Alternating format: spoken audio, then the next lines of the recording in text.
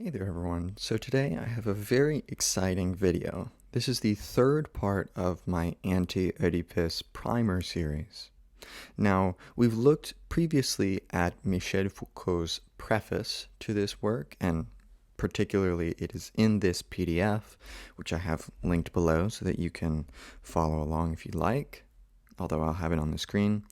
And then we also looked at two poems by Antonin Artaud, and now I want to actually go through the first few pages of Anti-Oedipus and read them together and really piece this thing apart, because this text is tremendously fascinating and interesting, but it is equally difficult. And I found it very pertinent to do a video like this because I tried to read Anti-Oedipus 3 times. Only on the third time was I actually able to get into the book beyond like the first 10 or 20 pages. I remember seeing it very early in my intro to philosophy, and I was like, man, that is just a really wacky looking work. And I don't exactly remember why I decided to buy it. I didn't know anything about it, but I just saw it and I thought the cover for the Penguin edition looked cool. And I was like, hey, I'll get that. Capitalism and schizophrenia, like, you don't even know what it's trying to tell you, but it's such a provocative title and subtitle. I didn't know anything about Freud, which that would help to know. But as I was trying to get into the first few pages, I just couldn't do it. It's just such a strange writing style. It's so abrupt, and that's why I wanted to introduce some of Artaud's thought, because he has a similar pacing to his work. If you try to get into Anti-Oedipus, one of the problems is that these French guys, especially like the 20th century French guys, love to bombard you with references without citations. Jean Baudrillard is particularly bad about this, and I'm sometimes annoyed by it in terms of like not committing plagiarism, but also sometimes I like it because you just kind of listen to a stream of thought and you don't get diverted by an infinite amount of footnotes. But I would like us to just go through the beginning of Anti-Oedipus and really look at each of these lines and sentences in a lot of detail so that we might actually be able to gain something from it.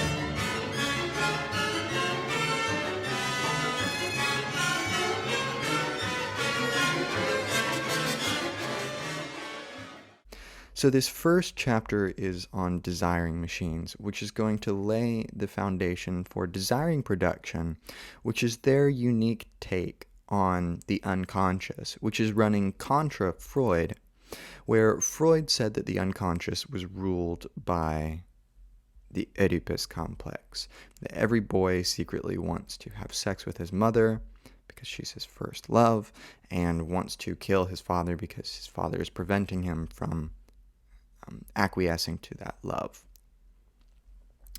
So they write, it is at work everywhere, functioning smoothly at times, at other times it fits and starts.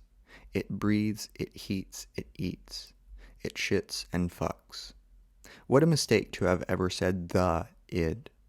Everywhere it is machines, real ones, not figurative ones. Machines driving other machines.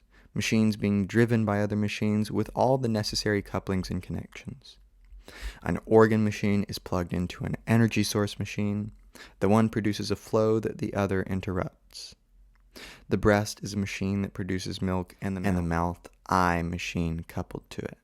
The mouth of the anorexic wavers between several functions. Its possessor is uncertain as to whether it is an eating machine, an anal machine, a talking machine, or a breathing machine. Asthma attacks. Hence we are all handymen, each with his little machines. For every organ machine, an energy machine. All the time, flows and interruptions. Judge Schraber has sunbeams in his ass. A solar anus, and rest assured that it works. Judge Schraber feels something, produces something, and it is capable of explaining the process theoretically. Something is produced. The effects of a machine, not mere metaphors. So there's just this strange conglomeration of stuff going on in this first paragraph, which I love just continuously returning to as I go through Deleuze and Guattari's thought and seeing how it kind of changes, or how does my perception of it change from one moment to another. And I would suggest you do the same.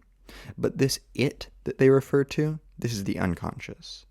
And the id is the unconscious in Freud's work. It is that primal unconscious, which is coded with all sorts of things and has to be mediated because not everything can just be perfectly manifest in reality without having social consequences. Like, for example, you can't, even if you have a desire to have sex with your parents, you have an incest taboo, which prevents such a thing in Freud's philosophy. And Deleuze and Guattari are making clear that it is a mistake to have ever said the id, which is to say that it is something definite and something pre-coded, something that we have in advance. Instead, they want to focus on the machinic unconscious.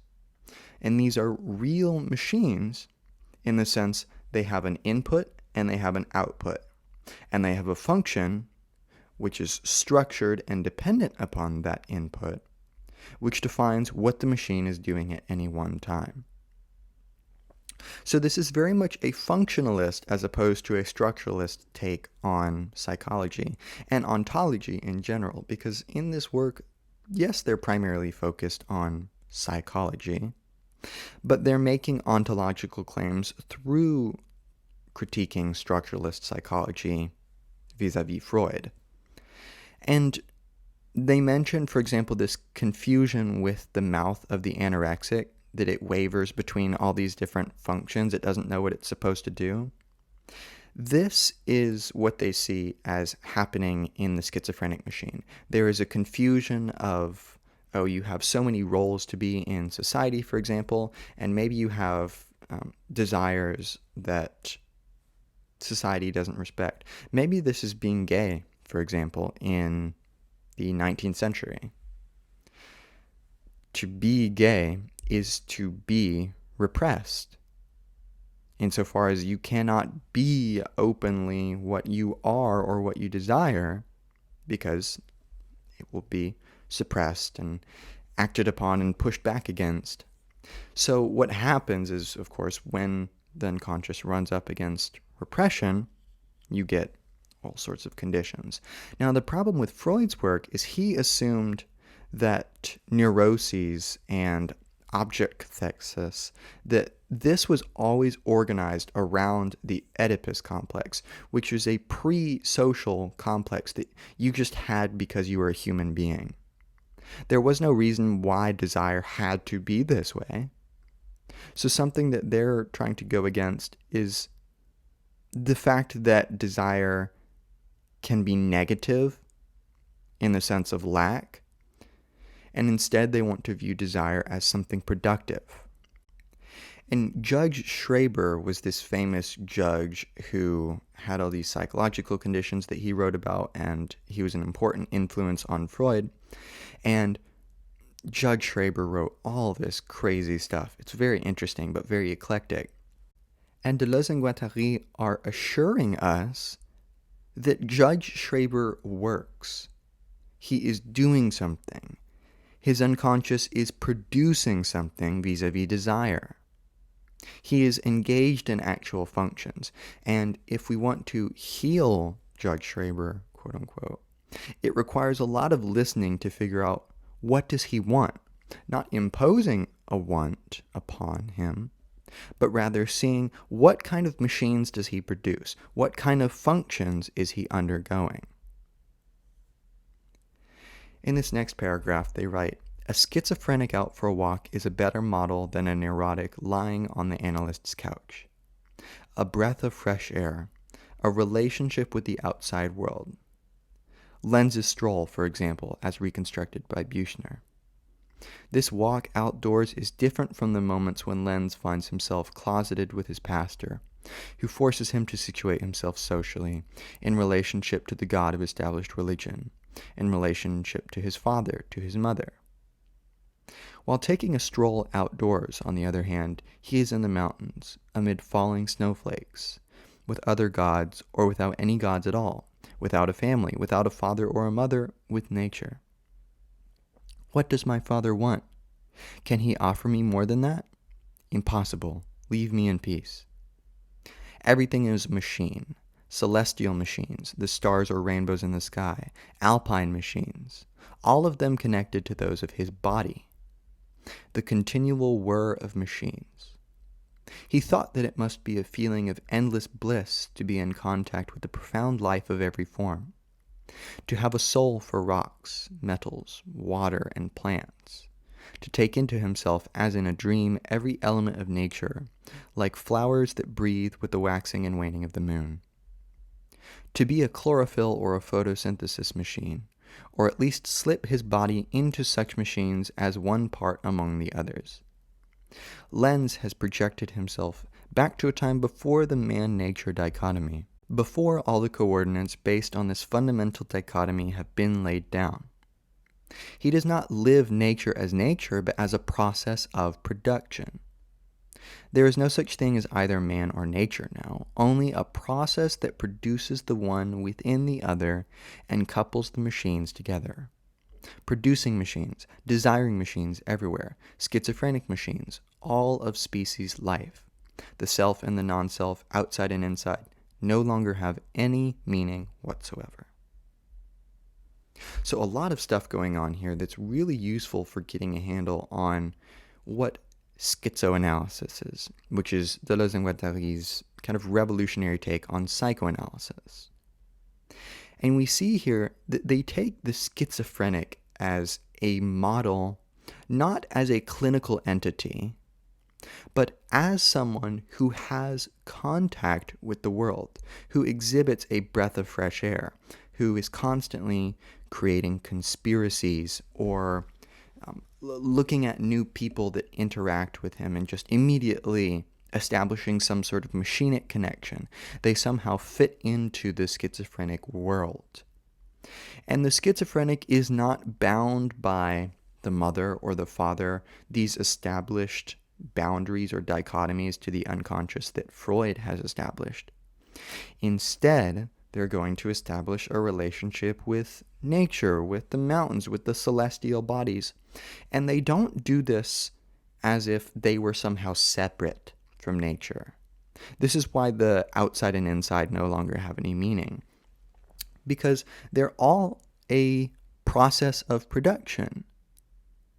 It's a question of producing machines and desiring machines and life. And this is why Deleuze and Guattari, it might sound like they're going for like some sort of technological kind of steampunk kind of feel about their philosophy. Like it's all dead, it's all just machines and determinists. No. As we're reading through their philosophy, we're seeing that they're actually very much life-affirming philosophers. And they're concerned with treating the schizophrenic not as some pejorative figure of being irrational, but in fact one who forsakes rationality in order to have a contact with snowflakes, with other gods, or without any gods at all. Right? They go beyond these categories which have been established by the analyst, for example. Now that we have had a look at this stroll of a schizo, let us compare what happens when Samuel Beckett's characters decide to venture outdoors. Their various gaits and methods of self-locomotion constitute, in and of themselves, a finely tuned machine. And then there is the function of the bicycle in Beckett's works. What relationship does the bicycle horn machine have with the mother anus machine? What a rest to speak of bicycles and horns. Unfortunately, it is not of them I have to speak, but of her who brought me into the world through the hole in her arse, if my memory is correct. It is often thought that Oedipus is an easy subject to deal with, something perfectly obvious, a given that is there from the very beginning. But that is not so at all. Oedipus presupposes a fantastic repression of desiring machines. And why are they repressed? To what end? Is it really necessary or desirable to submit to such repression? And what means are to be used to accomplish this? What ought to go inside the Oedipal triangle? What sort of thing is required to construct it? Are a bicycle horn and my mother's arse sufficient to do the job? Aren't there more important questions than these, however? Given a certain effect, what machine is capable of producing it? And given a certain machine, what can it be used for? Can we possibly guess, for instance, what a knife rest is used for if all we are given is a geometrical description of it? Or yet another example. On being confronted with a complete machine made up of 6 stones in the right-hand pocket of my coat, the pocket that serves as the source of the stones, 5 stones in the right-hand pocket of my trousers, and 5 in the left-hand pocket, transmission pockets, with the remaining pocket of my coat receiving the stones that have already been handled, as each of the stones moves forward 1 pocket, how can we determine the effect of this circuit of distribution in which the mouth, too, plays a role as a stone-sucking machine? Where in this entire circuit do we find the production of sexual pleasure? At the end of Malandier, Lady Petal takes the schizophrenics out for a ride in a van and a rowboat, and on a picnic in the midst of nature. An infernal machine is being assembled. Under the skin, the body is an overheated factory, and outside, the invalid shines, glows, from every burst pore. And this might sound like a very eclectic paragraph, but in fact, some of the most important statements of their entire philosophy are here. They say, given a certain effect, what machine is capable of producing it? And given a certain machine, what can it be used for? So really they're aiming at a sort of creative philosophy where they want to have concepts and they want to say, okay, how do these concepts plug into an environment? How do they plug into something? And if we want to talk about their desired effects, about creativity, about change, about newness, about becoming, all topics that they're concerned with, what can it be used for? It's not about what model does it acquiesce to. Does it relate to the father or mother or God in some way? No, it is a process of production. And they give us all these eclectic, like bicycle horn and mother anus objects, precisely to say there are all these different objects which have nothing to do with the mother or the father. Like the bicycle horn is just it's its own thing. It's not reducible to the mother or father. And Freud wants to insist that Oedipus is just an easy formula where we know everything is mommy, daddy, me. This is the Oedipal triangle. But Deleuze and Guattari want to insist that in fact Oedipus presupposes a fantastic repression of desiring machines. It presupposes how you are repressed before actually listening to the patient, which is precisely their issues to take with psychoanalysis as it has been levied by Freud and indeed Lacan. And they ask if it's necessary or even desirable to submit to such repression. Why can't we just insist on a breath of fresh air, as they call it? When they say, can we possibly guess, for instance, what a knife rest is used for if all we are given is a geometrical description of it? This is so important because a lot of people want to insist, like, for example, Jane Bennett, that Deleuze and Guattari are vital materialists, that they want to insist on just this vibrant matter and that we can figure out the functions of everything by just looking at the material stuff that it's made of. Deleuze and Guattari are not like this. Deleuze even calls himself a transcendental empiricist.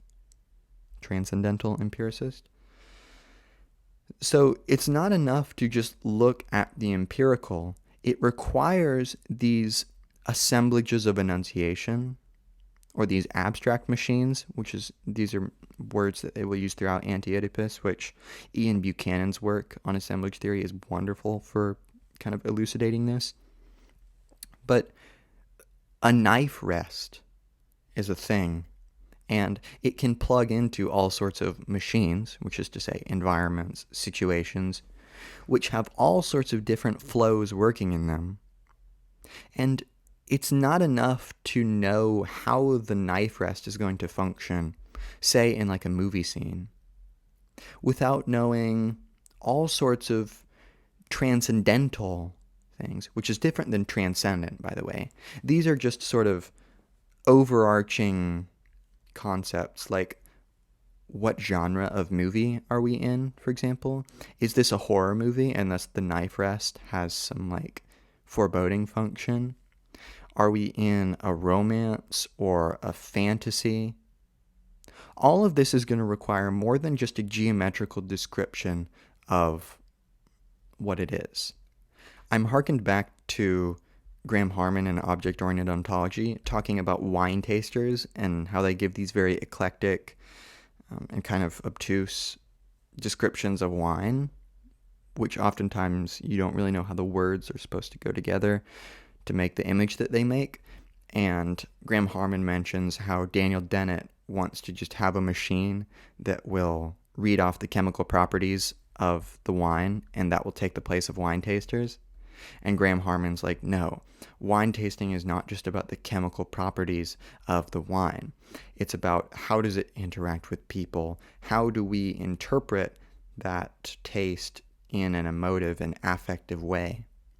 And in the same way here, Deleuze and Guattari are saying that desire and desiring production and just reality depends not just on description, but it depends on functions and tendencies. They say this does not mean that we are attempting to make nature one of the poles of schizophrenia.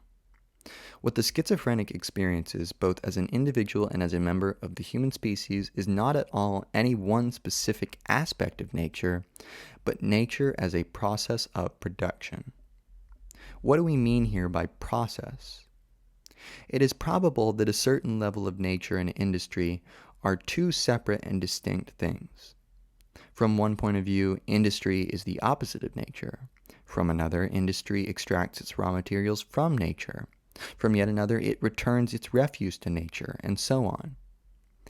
Even within society, this characteristic man-nature, industry-nature, society-nature relationship is responsible for the distinction of relatively autonomous spheres that are called production, distribution, consumption. But in general, this entire level of distinctions, examined from the point of view of its formal, developed structures, presupposes, as Marx has demonstrated, not only the existence of capital and the division of labor, but also the false consciousness that the capitalist being necessarily acquires, both of itself and of the supposedly fixed elements within an overall process. For the real truth of the matter, the glaring, sober truth that resides in delirium, is that there is no such thing as relatively independent spheres or circuits. Production is immediately consumption and a recording process, without any sort of mediation, and the recording process and consumption directly determine production, though they do so within the production process itself. Hence, everything is production, production of productions, of actions and of passions, productions of recording processes, of distributions and of coordinates that serve as points of reference, productions of consumptions, of sensual pleasures, of anxieties and of pain. Everything is production, since the recording processes are immediately consumed, immediately consummated, and these consumptions directly reproduced. This is the first meaning of process as we use the term, incorporating recording and consumption within production itself, thus making them the productions of one and the same process. And this is super important because the reason that they state here for why they want to look at the schizophrenic as their model is because the schizophrenic doesn't look upon nature as some separate sphere of which it is impenetrable, but rather as a process of production, and themselves as processes of production, and thus they interact like Judge Schreber's solar anus, for example. And when they're talking here about process, this is super important because, of course, Deleuze and Guattari are process philosophers, as they've kind of, that's the term that we use in kind of contemporary scholarship. And they want to insist that this process of production doesn't consist of mutually interdependent spheres. There are just innocent spheres that exist formally separate from one another. And by using Marx, they're actually making a parallel to Freud, where Freud insists, for example, that the id, the unconscious, is this separate sphere, and it is mediated by the ego, for example. But it kind of exists in its own right, in and of itself. That it doesn't have anything to do, really, with social production because, well, you had the Oedipus complex from day one. And instead, when looking at Marx here, they show how Marx demonstrates that these kind of mutually interdependent fields in kind of talking about production presupposes actually a naivete of capital and what that means and how it reacts with society itself. And instead, they say that there are no such thing as relatively independent spheres or circuits. That production is immediately a question of consumption and recording. And this is actually really important because what they're saying, for example, take the example of language. This is what they do in A Thousand Plateaus in the Postulates of Linguistics chapter. Take the word or the phrase, I love you. Now, I love you is a process of, or rather, springs up from a process of production, namely desire in my head. I desire to say, I love you in a certain situation because it achieves certain effects that I deem helpful. Now, I love you is not one of these independent spheres. In fact, I love you depends upon interacting with someone else, right? I'm saying I love you towards someone. So I love you as a statement already has a momentum, a direction, a sense of inertia of where it is going, of what effects it is trying to produce. And I love you as just phonetic units doesn't make any sense without talking about an assemblage of enunciation, which is to say a whole hermeneutic of I know how people use the word I love you. I've grown up listening to people say this word. I've gone through schooling where there have been formalized grammar rules that have been imposed upon me, for example. And all of this acts as a backdrop, an environment, an assemblage, within which this statement of I love you makes sense. But it's not as if because of this, I love you suddenly takes on a very clear and stagnant meaning. No. In fact, every instance of saying the word I love you is a productive process insofar as it meets itself with unique circumstances. You will never be able to precisely reproduce the circumstances in which you said I love you from one moment to the next. Because each time you have new memories, you're a little bit older, maybe you're a little bit more hungry than you were before, or you're thinking about something that you weren't thinking about before. And each time you say, I love you, it depends upon these different environments upon which it is instantiated. For example, if I say I love you to a parent versus saying I love you to a lover, these can mean very different things. It can be a lot more domestic in some situations. It can be more provocative. For example, when you're saying I love you to a lover, sometimes you say it as an initiatory act to start a sexual encounter. Sometimes you say it to say goodbye. So I love you doesn't mean anything outside of a process of production. And even the process of recording or of experiencing, right, affects, even this is a process of production because it produces some effects. It hits one and it gives one some effect to which one will now be oriented towards. They say, second, we make no distinction between man and nature. The human essence of nature and the natural essence of man become one within nature in the form of production or industry, just as they do within the life of man as a species. Industry is then no longer considered from the extrinsic point of view of utility, but rather from the point of view of its fundamental identity with nature as production of man by man.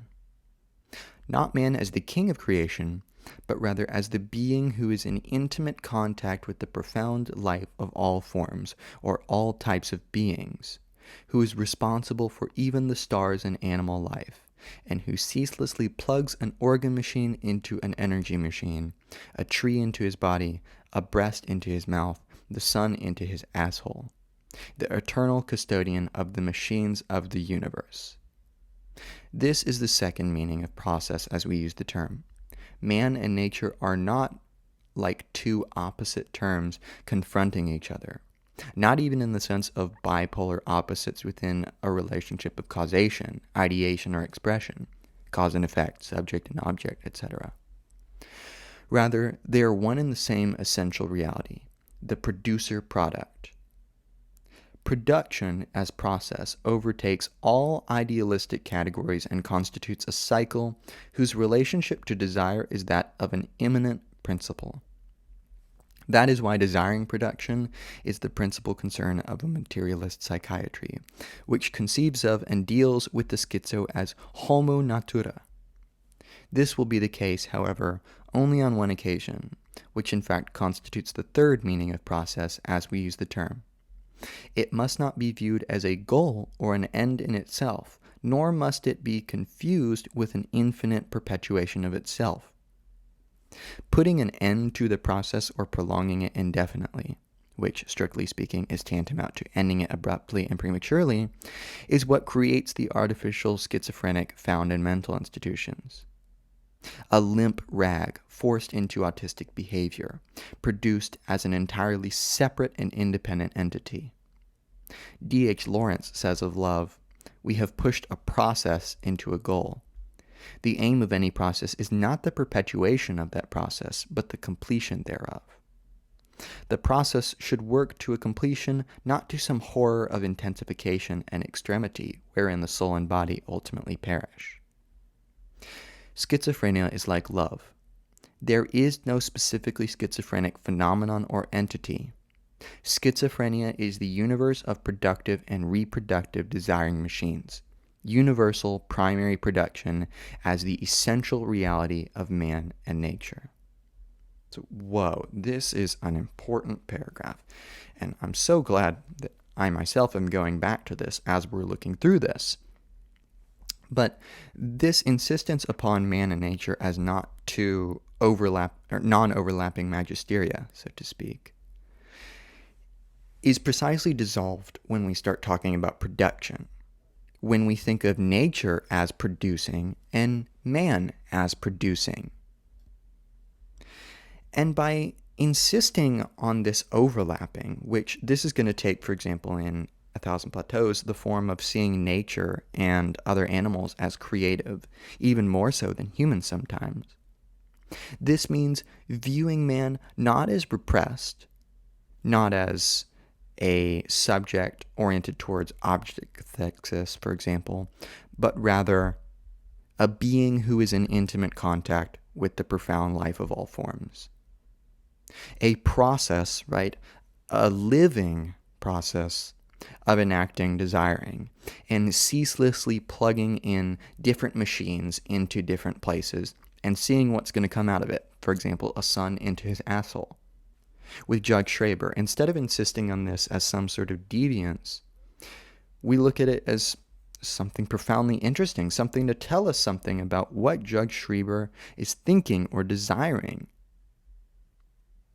And this second meaning of process that they speak of, instead of speaking of subject-object dualism or ideality or cause and effect, instead There is one fundamental reality, and this speaks to the univocity of being that they actually, Deleuze takes it from Duns Scotus and Heidegger a little bit. And it is an immanent principle, which is one of production. And this is kind of prefiguring the plane of immanence, which they talk a lot about in the Becoming Plateau in 1,000 Plateaus. But this immanent principle is production. Production is what is driving history, not rationality or reason, such as in Hegel's work. And production is not teleological. There is no one production that in fact constitutes everything. And it's not some goal in and of itself.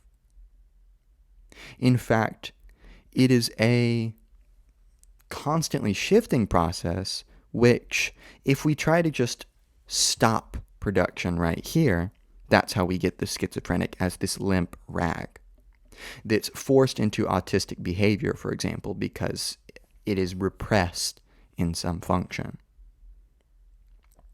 And when they're speaking of schizophrenia as love, they mean that just as love plays itself out differently in different situations, there is no specifically schizophrenic entity. And this is super crucial. Schizophrenia is the universe of productive and reproductive desiring machines, universal primary production as the essential reality of man and nature. So this is the definition of schizophrenia as they are using it in their work. The universe of desiring production and desiring machines. Schizophrenia is a world of contact, a breath of fresh air, as opposed to reproduction, lack, and negativity, and death drive, in fact. So I think I'll stop there, and I really encourage you to continue reading through this work. I hope this has been helpful in looking at some of the particularly strange passages of Anti-Oedipus. I think this is an absolutely fantastic work, well worth your time. Check out any of my other lectures that I've done on the rest of this series or Deleuze and Guattari in general. Check out my stuff on postmodernism, German idealism, gender theory. Leave any constructive or non-constructive criticism in the comments below, and I'll see you in another lecture.